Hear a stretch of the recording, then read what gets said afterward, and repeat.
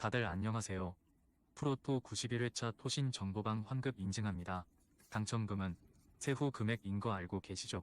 다들 아시겠지만 한 경기 취소되어 당첨금이 반토막 났지만 그래도 당첨 모두 축하드리며 오늘 경기도 분석 시작해보겠습니다. 금일 첫 번째 경기 발베이크 대 페에노르트 분석 시작해보겠습니다.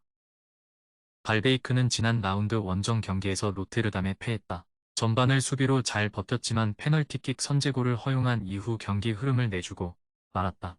그 이후 상대의 퇴장으로 인해 30분간을 수적 우세로 임했지만 골이 없었던 것도 아쉬웠다. 10경기에서 3골을 기록 중인 크라머가 있긴 하지만 로메라투를 중심으로 한 중원 지원이 원활하지 않다. 페에노르트는 지난 라운드 트벤테 원정에서 이번 시즌 첫 리그 패배를 당했다. 끌려가던 경기에서 센터백인 제트로이다의 골이 나왔지만 그 이후 수차례 기회를 골로 연결하지 못했다. 그래도 한 경기 패배로 그들을 편화할 수는 없다. 지난 시즌 리그 우승팀이자 챔스 조별 예선에서 아틀레티코와 라치오를 제치고 1위를 달리고 있는 팀이다. 히메네스와 파이샹, 스탱스와 자한바크시로 이어지는 공격진은 리그 최강이다. 페에노르트의 승리를 본다. 발베이크도 홈에서는 트벤테와 폴렌담 등을 연파하며 연승을 이어가고 있다.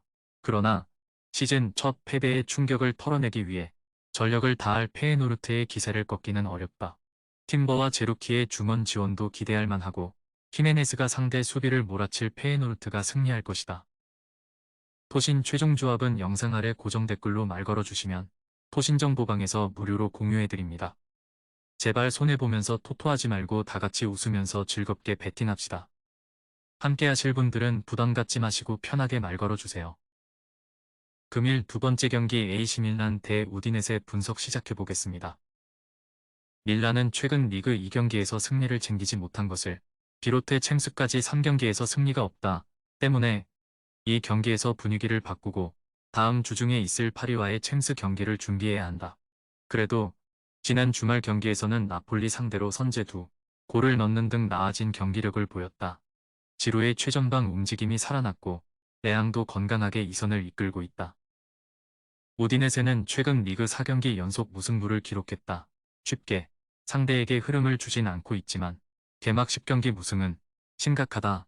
게다가 주중에는 코파 이탈리아 일정이 있었기에 상대보다 체력적으로 힘든 상황에서 경기에 나서야 한다. 최전방에 나설 석세스가 역습을 노리겠지만 전체적으로는 수비에 치중한 운영이 예상된다. 밀란의 승리를 본다. 다음 주에 챔스가 있지만 홈 일정이기에 부담 없이 이번 홈 경기에 나설 수 있다. 우디네세도 페레즈와 비율 등이 수비 라인을 지키며 대응하겠지만 레앙과 플리시치, 오카포 등이 쉴 새 없이 측면과 최전방에서 기회를 만들 밀란 공세에 무너질 것이다. 토신 최종 조합은 영상 아래 고정 댓글로 말 걸어주시면 토신정보방에서 무료로 공유해드립니다. 제발 손해보면서 토토하지 말고 다같이 웃으면서 즐겁게 베팅합시다. 함께 하실 분들은 부담 갖지 마시고 편하게 말 걸어주세요. 금일 세 번째 경기 레알 소시에다드 대 바르셀로나 분석 시작해보겠습니다. 소시에다드는 이번 시즌도 라리가 5위권을 유지하며 선두권 추격을 하고 있다. 시즌 출발이 다소 아쉽긴 했지만 9월 중순 이후 승점 추가를 잘했다. 챔스에서도 조 1위를 질주하며 16강 진출을 노리고 있는데 안정적인 공수 밸런스를 자랑한다. 페르난데스와 터리엔테스, 사디크와 파체코 등 주전급 로테이션 자원들이 충분한 출전 시간을 가져가며 팀의 힘을 불어넣어주고 있다. 바르샤는 지난 라운드 엘클라시코에서 레알에 패하며 시즌 첫 패배를 당했다. 주축 선수들이 대거 부상으로 빠진 와중에도 리그 무패를 달리며 선두 경쟁을 했고 챔스에서도 전승 중이었는데 벨링엄을 막지 못했다. 또 그 경기에서 비니시우스를 향한 인종차별이 나왔다는 보도까지 나오며 분위기가 좋지 않다 때문에 이번 원정을 승리하며 분위기를 바꿔야 한다. 하피냐와 레반도프스키, 쿤데 등 부상이 있던 선수들이 돌아왔기에 페드리와 대용을 제외한 주축 선수들이 정상적으로 출전할 수 있다. 바르샤의 승리를 본다. 다음 주 중에 샤크타르 상대로 챔스 일정이 있지만 그건 소시에다드 역시 마찬가지다. 결국 두 팀 모두 전력으로 상대와 맞설 텐데 바르샤 쪽으로 눈길이 간다. 무엇보다 레반도프스키와 하피냐의 복귀로 인해 펠릭스와 스리톱을 가동할 수 있기에 홈팀 수비에 경기 내내 부담을 줄 것이다. 야말과 로페즈 등 어린 선수들의 넘치는 에너지도 나올 바르샤가 승리할 것이다. 토신 최종 조합은 영상 아래 고정 댓글로 말 걸어주시면 토신정보방에서 무료로 공유해드립니다. 제발 손해보면서 토토하지 말고 다같이 웃으면서 즐겁게 베팅합시다. 함께 하실 분들은 부담 갖지 마시고 편하게 말 걸어주세요. 금일 네 번째 경기 고어헤드 대 비텟의 분석 시작해보겠습니다.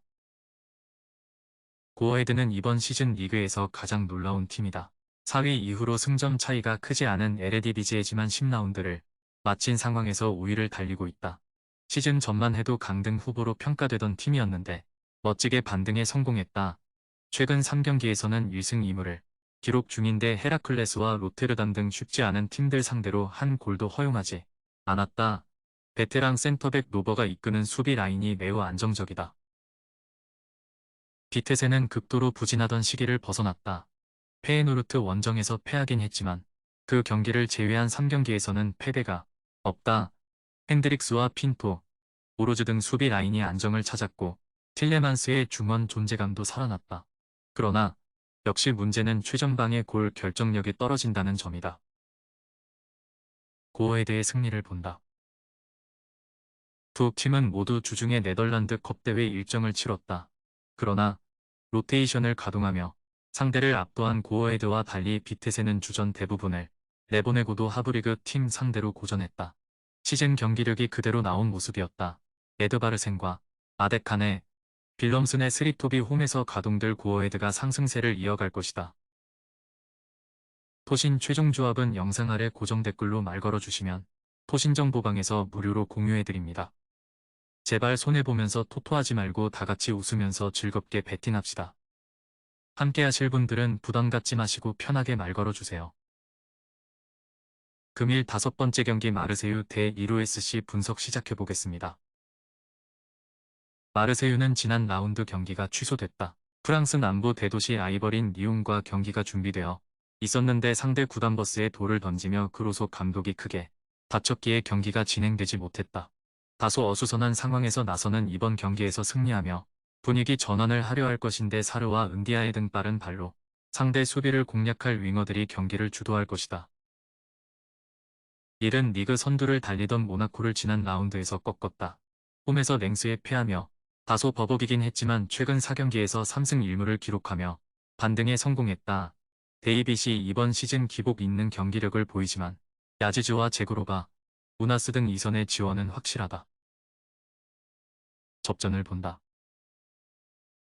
마르세유의 홈이지만 리옹 구단 버스 테러 사건으로 인해 무관중 개최 가능성도 있고 어쨌든 징계에 들어갈 수 있다. 선수들이 최선을 다하겠지만 어수선한 분위기일 것이다. 또 주전 센터백의 징계 결장이라는 전력 누수도 있다. 벤탈랩과 고메즈 등이 수비 라인 보호를 잘해줄 일이 승점 한 점을 가져갈 것이다.